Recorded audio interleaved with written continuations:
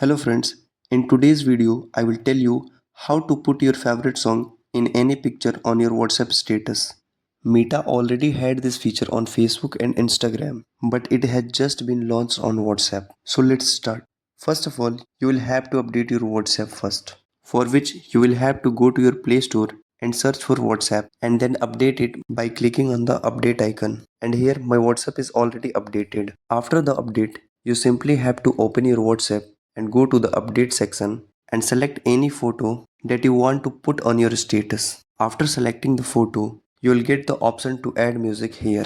So simply click on it and choose your favorite song from here. After selecting the song, you have to click here and here you can choose the part of the song as per your choice which you want to put in your status. After this all, click on done and that's all. So if this video helps you in any way, then like it and subscribe to the channel for more. Thank you.